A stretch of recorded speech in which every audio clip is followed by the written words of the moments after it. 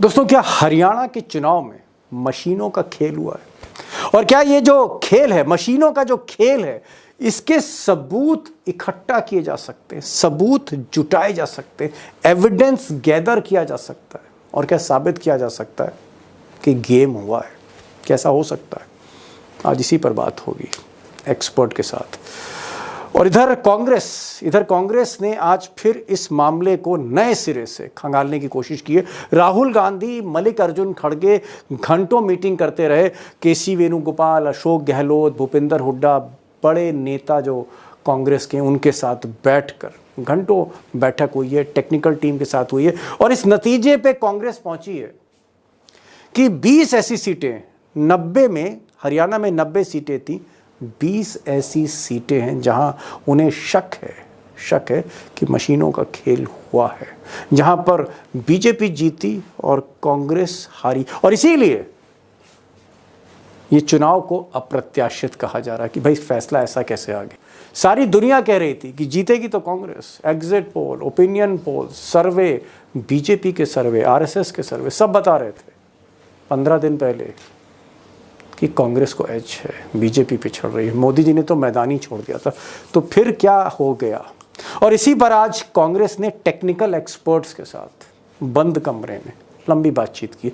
7 सीटें ऐसी हैं, 7 सीट्स ऐसी हैं जहां पर जो मेरी जानकारी है कि टेक्निकल रिपोर्ट तैयार हो गई है। 13 सीटें ऐसी, 13 सीट्स ऐसी जहां पर रिपोर्ट तैयार की जा रही है। अब दोस्तों, कांग्रेस को ऐसा लगता है कि खेल बड़ा है और सबूत जुटाए जा सकते हैं, लेकिन कांग्रेस को चुनाव आयोग से, इलेक्शन कमीशन से, जिसे कांग्रेस कहती है कि साहब ये मोदी और शाह का इलेक्शन कमीशन है, वहाँ मोदी ने अपने पसंदीदा अफसरों को बैठा रखा है, तो चुनाव आयोग से बहुत ज़्यादा उम्मीद राहुल गांधी को नहीं है, खड़गे साहब को नहीं है। और ये दोनों कोशिश कर रहे हैं कि एक ज़बरदस्त पिटीशन तैयार करके सुप्रीम कोर्ट जाएं। तो कांग्रेस बहुत जल्दी साक्ष्य इकट्ठा करके सुप्रीम कोर्ट जाना चाहती है। और वैसे भी एक निश्चित समय में, चुनाव की काउंटिंग होने के बाद एक निश्चित समय में सुप्रीम कोर्ट जाना होता है, क्योंकि मशीनें तब तक सील रहेंगी जब तक सुप्रीम कोर्ट कोई फैसला नहीं सुनाता। बहरहाल इस पर बात करेंगे, लेकिन आज एक एक्सपर्ट होंगे आपके सामने कुछ ही देर में। और ये जो एक्सपर्ट हैं अरुण कुमार अग्रवाल, वाकई एक्सपर्ट हैं, क्योंकि इन्होंने नाक में दम कर रखा है। अग्रवाल साहब ने सीनियर एडवोकेट हैं, टेक्निकल पर्सन भी हैं, बेंगलोर में रहते हैं। और जो वीवीपैट और ईवीएम, उस पर जो पिटीशंस हुई वो अग्रवाल जी की, अग्रवाल साहब की। इलेक्टोरल बॉन्ड का जो खेल था, अग्रवाल साहब ही थे।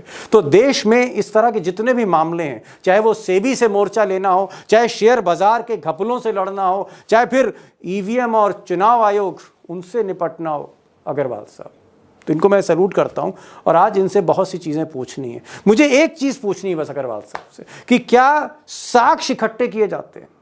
हमें तो बरसों हो गए सुनते हुए कि साहब मशीन में गड़बड़ है, बैटरी चेंज कर देते हैं, मशीन बदल देते हैं, ये सब धांधली होती। लेकिन क्या सबूत इकट्ठे किए जा सकते हैं? एविडेंस।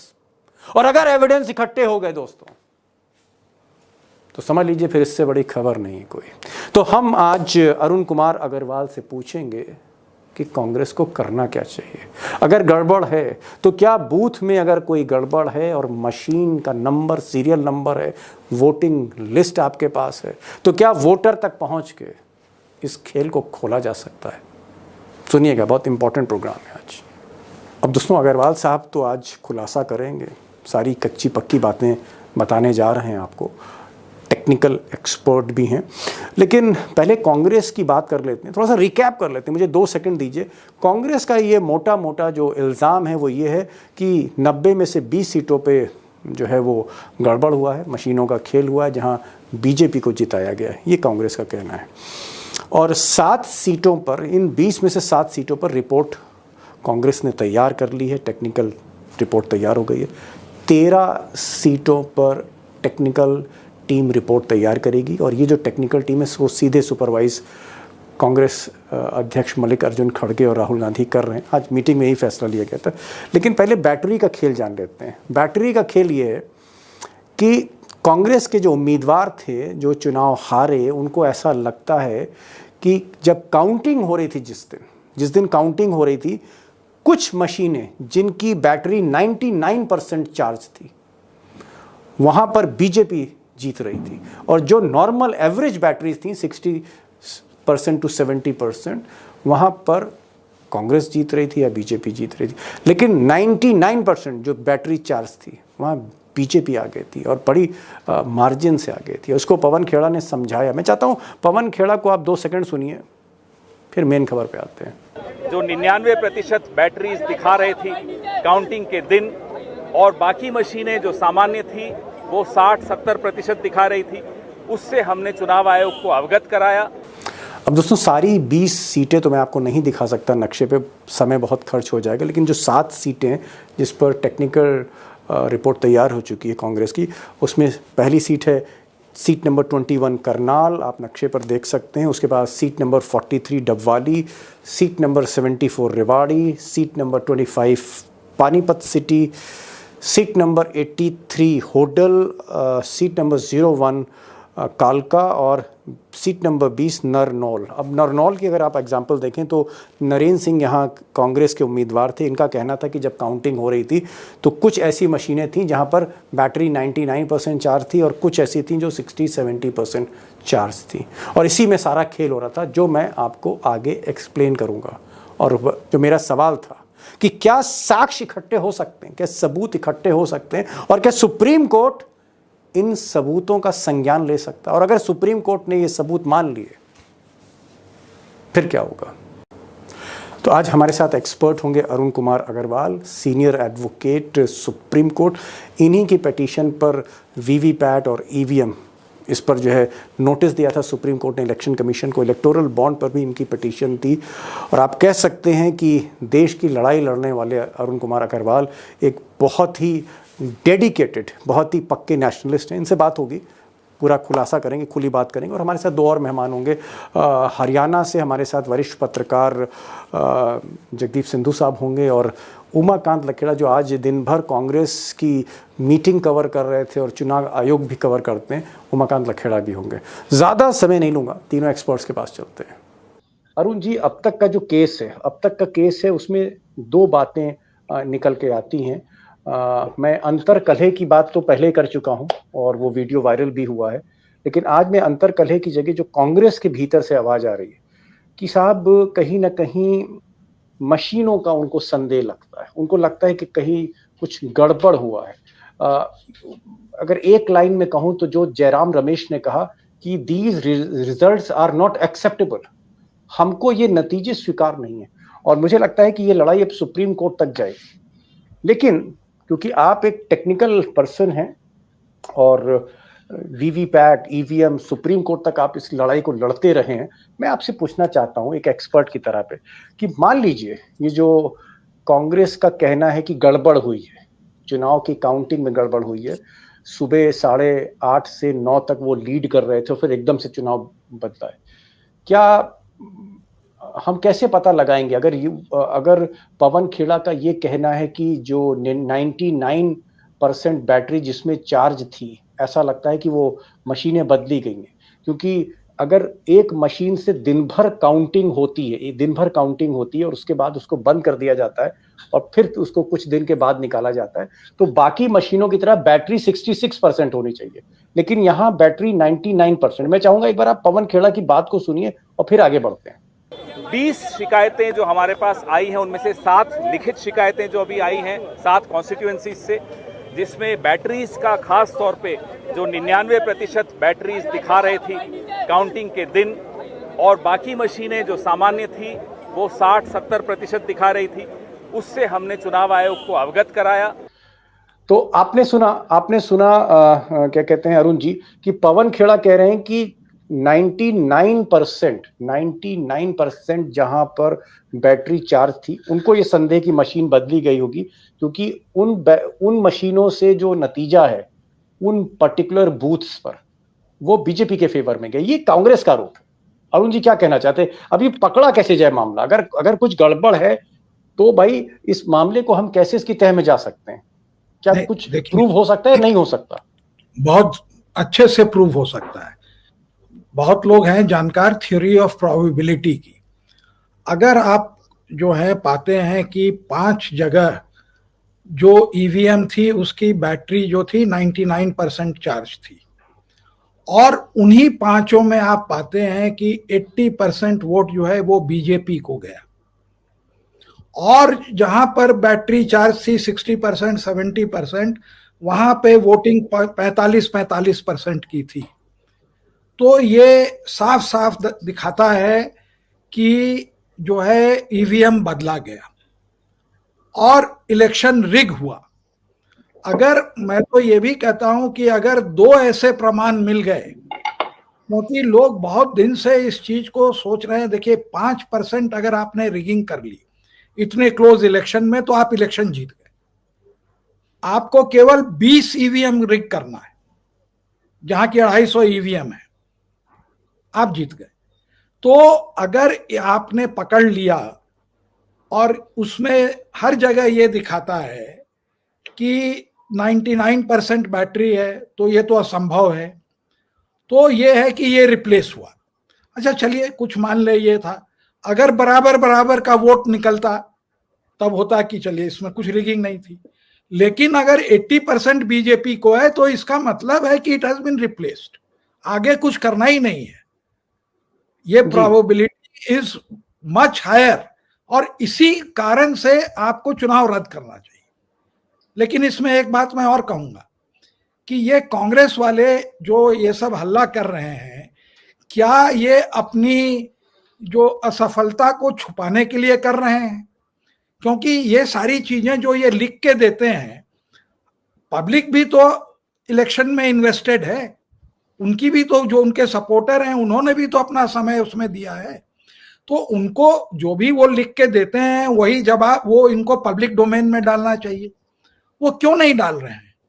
और इलेक्शन कमीशन जब कांग्रेस को कहता है कि आप अनडेमोक्रेटिक हैं, ये हैं वो हैं, तो वो पहले चिट्ठी पब्लिक डोमेन में डालता है, तब वो आपको, वो कांग्रेस को पहुंचती है। एक मिनट अरुण जी, मैं थोड़ा सा और सिंप्लीफाई कर दूं, क्योंकि आप टेक्निकल आदमी हैं।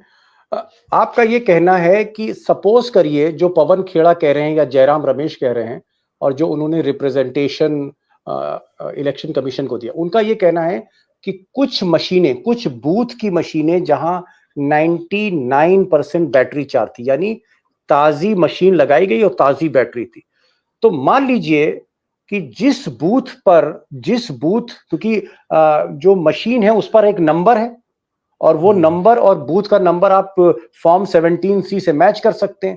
तो जब आपने बूथ आइडेंटिफाई कर लिया, वो मशीन आइडेंटिफाई कर ली 99% वाली, तो आगे क्या हम कैसे पता लगाएंगे कि इस बूथ पर बीजेपी को 40% वोट मिले और कांग्रेस को 70% वोट मिले या 60% मिले? ये कैसे पता लगेगा? बूथ पर हम कैसे क्रॉस चेक करेंगे? नहीं, पहले तो अगर आप ये पाते हैं कि जहां जहां 99% है और हर एक में आप पाते हैं कि बीजेपी को ज्यादा वोट मिला है, तो यही एक साइन होता है रिप्लेसमेंट का। दूसरा, अगर आप उसको प्रूफ करना चाहते हैं तो औसत वोट एक बूथ के ऊपर 600 वोट होते हैं, 600 से 700 वोट होते हैं। इलेक्शन कमीशन ने जो है सुप्रीम कोर्ट में झूठ बोला कि 1000 वोट होते हैं, एक्चुअल वोट होते हैं करीब 1600-1700, पोलिंग जो होती है उसके हिसाब से केवल 1000-1200 होती है, और पोलिंग होती है 600-700 वोट की। 600-700 बहुत बड़ा नंबर नहीं है। अगर आप उस बूथ पर जाएंगे तो वहां के जो लोग हैं या जो मेन कैंडिडेट है वो बड़े अच्छे से बता देंगे कि ये फलाने घर में ये इनके सपोर्टर हैं, ये इनके सपोर्टर हैं, ये उनके सपोर्टर हैं। क्योंकि पॉलिटिक्स डिस्कस होती है, सब एक दूसरे के बारे में जानते हैं। गांव घरों में जब डिफरेंस होता है तो लोग जानते हैं ये कांग्रेस की पॉकेट है, ये बीजेपी की पॉकेट है, इस गली में कांग्रेस के वोटर रहते हैं, सबको पता रहता है जी। हाँ, तो आप उन लोगों से एफिडेविट ले सकते हैं। अच्छा, और हाँ, केवल 700-800 लोग, मेहनत ये लोग नहीं करना चाहते ना। कोई भी चीज अगर आपको बियॉन्ड रीजनेबल डाउट, एफिडेविट लेंगे, उनसे हलफनामा लेंगे, एफिडेविट लेंगे कि हम ओथ पे कहते हैं, और अगर आप कहते हैं झूठे तो उनकी एक्टिविटी बता देगी ना। अगर आप अपना व्हाट्सएप फोन उठाएंगे और अगर आप बीजेपी के सपोर्टर हैं और खोलेंगे तो आपको सारा बीजेपी का मटेरियल मिलेगा। अगर आप कांग्रेस के सपोर्टर हैं तो दूसरे तरह का मटेरियल मिलेगा। तो अगर किसी को डाउट है कि कौन किसका सपोर्टर है, तो उससे तो आपको गांव में और वो एफिडेविट भी दे रहा है कि हमने जो है इनको वोट किया। चलिए आप ये कह सकते हैं कि प्रेशर में उसने दे दिया, बैलेट सीक्रेट है, तो हम ये प्रणाली क्यों करें। एज फार एज पॉसिबल पहले तो आपने अगर रिगिंग करी और हर एक में ये देखा गया कि आपने रिप्लेस कर दिया और बीजेपी को गया, तो वही एक प्रूफ हो गया। उसके आगे आपको कुछ प्रूफ ही नहीं करना है। मैं अरुण जी इसको सिंप्लीफाई कर रहा हूं, अगर मैं गलत हूं तो आप एक्सपर्ट हैं, मुझे सही कर दीजिएगा। आपने जो कहा मैं ये समझ रहा हूं और दोस्तों को समझाने की कोशिश कर रहा हूं। मान लीजिए एक बूथ है जिसमें 600 वोट पड़े, आपने कहा 600 से 700 वोट पड़ते हैं हर बूथ पे, तो 600 वोट पड़े, एक बूथ है ए, और वो जो लोकेलिटी है वहां पर मान लीजिए कांग्रेस के वोटर रहते हैं। आप कह रहे हैं कि 600 लोगों के पास कांग्रेस के कार्यकर्ता जाएं, उनसे हलफनामा लें कि भाई आपने क्या आप हलफनामा देने को तैयार हैं। अगर पब्लिक ने कहा कि नहीं साहब हमने कांग्रेस को वोट दिया था, मान लीजिए उन 600 जो वोट पड़े उसमें से 400 लोग कहते हैं हलफनामे पे कहते हैं कि हमने कांग्रेस को वोट दिया था, तो ये जो 400 वोट हैं ये एक साक्ष्य बनेंगे, क्योंकि मशीन में कांग्रेस के सिर्फ 100 वोट निकले। तो हलफनामा 400 का और मशीन पे अगर 100 वोट कांग्रेस के जा रहे हैं, तो इसका मतलब सुप्रीम कोर्ट में केस कंटेस्ट हो सकता है, ये आप कहना चाह रहे हैं? बहुत अच्छे से हो सकता है। सबसे पहले तो ये बैटरी वाला 99% 2 स्टेप है ना प्रमाण का। पहला है कि जहां 99% है, ये क्या कोइंसिडेंस है कि हर एक में बीजेपी आगे? अगर ये बात सही है तो जो उनके एलिगेशन है, तो कुछ में कांग्रेस आगे होनी चाहिए थी। एक जो रैंडम सिलेक्शन प्रोबेबिलिटी का होता है, उसके अंदर में अगर मान ले 6 जगह ऐसे गड़बड़ गोलमाल होता है, तो आपको बराबर बराबर वोट दिखने चाहिए थे। परसेंटेज 45% है दोनों तरफ का जी। तो ये तो नहीं हो जाएगा कि जहां 99% है वहां पर 80% हो जाएगा। यही एक प्राइमा फेसी प्रूफ है कि आपने इलेक्शन रिगिंग करी है, इसके आगे कुछ जानने की जरूरत ही नहीं।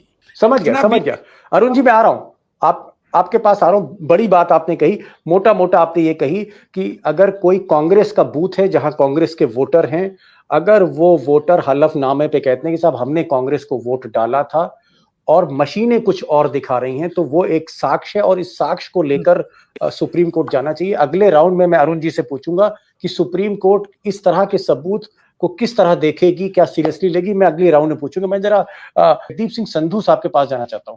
मैं आपसे ये पूछ रहा हूं कि क्या इस तरह का आपको लगता है कि कुछ कंस्टिट्यूएंसीज में जहां कांग्रेस कुछ इलाकों से जीतने के चांसेस थे वहां कांग्रेस हारी, क्या इस तरह की चीजें हैं जहां पर थोड़ा सा लोग चौंके कि भाई ये क्या हुआ, यहाँ से तो कांग्रेस को जीतना चाहिए था लेकिन यहाँ बीजेपी जीत गई? हाँ, ये पब्लिक में आया है, जिसका एग्जांपल दे देता हूँ कि जिस प्रकार से हांसी की एक सीट है, वहां ये बताया जा रहा था। कौन सी सीट है? राहुल मक्कड़, हांसी की सीट है, जहां लोगों में ये पूरा आश्वासन था कि राहुल मक्कड़ वहां जीत रहे हैं, लेकिन वहां राहुल मक्कड़ की बड़ी हार हुई है। और अभी कुछ लोगों ने, जिस तरह से मैं जब घूम रहा था तो कुछ लोगों ने ये बताया कि हम सरप्राइज्ड हैं। ये आम जनता जो है अलग अलग हलकों में, उन्होंने कहा कि हम सरप्राइज्ड हैं कि ये इस प्रकार से कैसे ये उलटफेर हो गया। कुछ ऐसी जगह है जहां ये लग रहा है कि मार्जिन जो कांग्रेस का कैंडिडेट है उसको ज्यादा मार्जिन से जीतना चाहिए था, और लोगों को लगता था कि जहां 45-50 हजार से जीत होनी चाहिए थी, वहां केवल 11,000 से जीत हुई है। तो ये बातें, ये चर्चाएं आम पब्लिक में आ रही हैं और पब्लिक कहीं कह रही है कि हाँ कुछ चीजें ऐसी हैं जो उनकी समझ से परे। Got the point. आपका ये कहना है कि चर्चा है, बाजार में चर्चा है, कस्बों में चर्चा है, कहीं कहीं चर्चा है, वोटरों के बीच में चर्चा है, दोस्तों के बीच में चर्चा है कि भाई यहाँ पर तो कांग्रेस जीत रही थी लेकिन चुनाव कैसे यहाँ पलट गया। मुझे लगता है कि उम्मीदवार जो कांग्रेस के हारे हैं, प्लस उनके जो पोलिंग एजेंट हैं, अगर ये थोड़ा सा होमवर्क करें, जैसा कि अरुण जी कह रहे हैं कि भाई आप उन इलाकों में जाइए, वो जो बूथ के 600-700 वोटर हैं उन तक जाइए, उनसे बात करिए। अगर आप मुतमईन होते हैं कि यहाँ पर मेजॉरिटी कांग्रेस को वोट पड़ा है, बीजेपी को नहीं पड़ा है, तब अगर उनसे आप हलफनामा लें, उनको कन्विंस करें, तो एक सबूत इकट्ठा होगा। लेकिन सबूत इकट्ठा करने के लिए आपको गली गली घर घर जाना पड़ेगा, कुंडी खटकानी पड़ेगी, पूछना पड़ेगा, बैठना पड़ेगा, पेशेंस का काम है। बट अरुण जी ने कहा कि भाई इस तरह से साक्ष्य इकट्ठा हो सकता है। उमाकांत जी, चलिए अरुण जी से तो अभी मैं आके पूछूंगा, बहुत सी चीजें टेक्निकल पूछूंगा, लेकिन आप ये बताइए कि कांग्रेस में आज मीटिंग हुई और मीटिंग होने के बाद क्या राहुल गांधी और मल्लिकार्जुन खड़गे और बाकी केसी वेणुगोपाल और जो भी उनके अधिकारी ऑब्जर्वर्स हैं, क्या कोई सहमति कांग्रेस में बन रही है कि हम सुप्रीम कोर्ट जाएंगे? क्योंकि देखिए इलेक्शन कमीशन ने तो खारिज कर दिया, कुछ ही देर में खारिज कर दिया कि भाई इसमें दम नहीं है। ये जो इन्होंने पिटीशन फाइल करी है कि साहब गड़बड़ हुई है और बैटरी ऐसी थी, बैटरी वैसी थी, इसको तो खारिज कर दिया। क्या कांग्रेस सुप्रीम कोर्ट में जाने का मन बना रही है लखेड़ा साहब?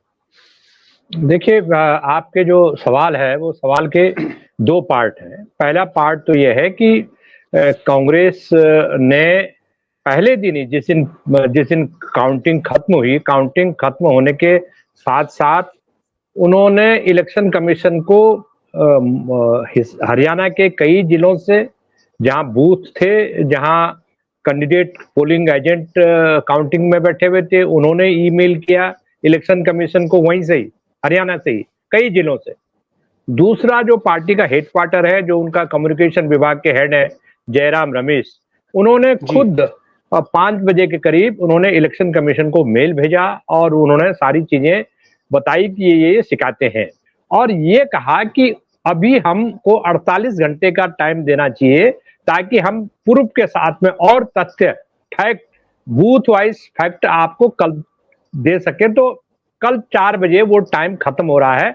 हमें लगता है कि हमको कल 4 बजे तक का इंतजार करना चाहिए कि क्या डिटेल जो वो एक वोचर्स देंगे, डिटेल में एक एनेक्जर्स लगा के देंगे, उसका इंतजार करना चाहिए। और वो बड़े इत्मीनान से कांग्रेस पार्टी इकट्ठा कर रही है।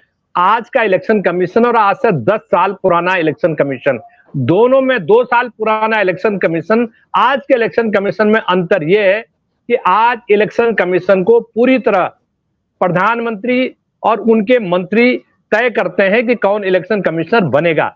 इसका मतलब जो रिक्रूटमेंट की जो पॉलिसी है, वो रिक्रूटमेंट की पॉलिसी की वजह से इलेक्शन कमीशन बीजेपी की विंग की तरह काम कर रहा है। और मैं ये मानता हूं कि इससे न केवल देश की बदनामी हो रही है, इलेक्शन कमीशन की जो गरिमा है, जो क्रेडिबिलिटी है, उस पर सवालिया निशान लग रहे हैं, ऐसा मैं मानता हूं। जी, आपका ये कहना है कि अगर कांग्रेस जो वहां पर एक लीडिंग प्रिंसिपल अपोनेंट थी बीजेपी की और जिसने 37 सीटें हासिल करी 90 में से, उसकी बात सुननी चाहिए थी। इतनी जल्दबाजी जवाब देने में इलेक्शन कमीशन को नहीं करना चाहिए था। मैं अरुण जी के पास आ रहा हूं। अरुण जी, मैं फिर आपसे उसी सवाल पर बात करूंगा जो आपने कहा कि भाई प्रोसेस क्या होना चाहिए। आप कह रहे हैं कि अगर कांग्रेस को शक है कि किसी पर्टिकुलर बूथ पर, किसी मशीन पर उनके वोट कम दिखाए जा रहे हैं, बीजेपी के ज्यादा दिखाए जा रहे हैं, तो उनको घर घर जाके लोगों से बात करनी चाहिए, उनसे सर्वे करना चाहिए और उसके बाद हलफनामा लेके, अगर उनको लगता है कि अगर कांग्रेस को वहां वोट मिले 100, लेकिन 300 लोग खड़े हो गए हाथ उठा के, साहब हमने वोट दिया था, ये हमारा वोटर आईडी कार्ड है, इतने बजे हमने वोट डाला, और इस तरह के अगर 300 लोग हैं और वोट पड़ रहे हैं 100, अगर ये सबूत इकट्ठा कर लिया कांग्रेस ने, तो ये एक बहुत ही टाइट केस हो सकता है, वाटर टाइट केस हो सकता है। मैं एक चीज पूछ रहा हूं कि अगर मान लीजिए आपके कहने पर, हो सकता है राहुल गांधी ये प्रोग्राम देख रहे हो और फिर वो अरुण साहब से फोन करें, हो सकता है लखेड़ा साहब से नंबर मांगे कि भाई जरा लखेड़ा जी अरुण जी का नंबर दीजिए, और फिर आपसे बात हो और राहुल गांधी कहें कि अरुण जी आइए, और फिर आप उनको समझाएं और फिर आपके कहने पर पवन खेड़ा वहां पूरी फोर्स लगाएं और जो भी उम्मीदवार पोलिंग एजेंट है, और मान लीजिए कि उस बूथ से 300 लोग निकल आए, 300 लोगों ने हलफनामा दे दिया कि हमने साहब कांग्रेस को वोट किया था, और वोट उस मशीन से निकले 100, तो क्या ये एविडेंस सुप्रीम कोर्ट में जब रखा जाएगा, दैट इज माय क्वेश्चन यहां से स्टार्ट होता है, क्या सुप्रीम कोर्ट इस एविडेंस का संज्ञान लेगी और इस एविडेंस को आप कितना प्योर मानते हैं? देखिए शर्मा जी, ये सुप्रीम कोर्ट एविडेंस अगर मान ले कहती है कि भाई हम कोर्ट ऑफ रिकॉर्ड हैं, हम यहाँ पे एविडेंस नहीं लेते हैं, लेकिन आप याद करिए कि जब पंजाब में मेयर का जब वो चुनाव हुआ था, जब गड़बड़ हुआ, तो जो वीडियो पर आया उसी पर तो उन्होंने सुओ मोटो एक्शन लेके कार्रवाई करी कि जिसने वो गड़बड़ कर दिया। अगर आप पब्लिक डोमेन में, अगर आप उसका वो वहाँ कॉन्स्टिट्यूएंसी में जाते हैं, हार्ड वर्क करिए, और वहाँ अगर भीड़ इकट्ठा होती है और सब कहते हैं कि देखिए हम हमारी बिरादरी के लोग थे, हमने इनको वोट किया, हम हलफनामा दे रहे हैं, तो सुप्रीम कोर्ट भी इस चीज को इग्नोर नहीं कर सकती। जब आप एफिडेविट लेके जाएंगे तो उनको ये करना पड़ेगा कि हाँ भाई, देखिए बहुत लोग सस्पेक्ट करते हैं हर बार कि इलेक्शन में जो भी हारता है वो कहता है कि इलेक्शन में रिगिंग हुई, वो बीजेपी हो या कांग्रेस हो। लेकिन अभी जिस तरह से अंपायर जो है खिलाड़ी हो गया, जो जिस तरह से चुनाव हुआ उसका, तो उसमें ये लगता है कि, और टेक्नोलॉजी इतना ज्यादा इवॉल्व कर गई कि इजराइल के वॉर में आप देखते हैं कि वो पेजर पॉकेट में रखा है और वो जो है बम बन जा रहा है। तो उसी, और पिगासस का तो आज तक इन्होंने नहीं निकाला। तो हर चीज में आदमी को सस्पिशन है, और अगर लोगों को ये लगता है कि हमारा वोट जो है इधर से उधर हो रहा है, और सुप्रीम कोर्ट भी बहुत हद तक इसमें वो उनको समझ में नहीं आता है, जैसे सिंबल लोडिंग यूनिट एक चीज है, उसको उन्होंने सील करने के लिए तो कर दिया, लेकिन ये नहीं कहा कि इसका वेरिफिकेशन होगा, जबकि सिंबल लोडिंग में ही लोग कहते हैं कि गोलमाल होता है कि हर तीसरा वोट चला जाता है। तो लोगों की जब आस्था खत्म हो जाएगी इलेक्शन में, तो फिर क्या बचेगा? तो हमारा जो सबसे बड़ा, पहले तो देखिए जो आपने कहा, मैं एक लीडर बहुत, मतलब कि फोरफ्रंट के लीडर हैं, बहुत बोलते हैं, उनसे वो मेरे टच में थे जब हमने पिटीशन डाला और रिव्यू पिटीशन डाला, तो उन्होंने हमें साफ, मैं नाम भी ले सकता हूं लेकिन जरूरी नहीं समझता जी, वो साफ कहते, उन्होंने कह दिया कि देखिए ये जो छपता है इसमें कुछ गड़बड़ नहीं है, भले सिंबल लोडिंग यूनिट में हो।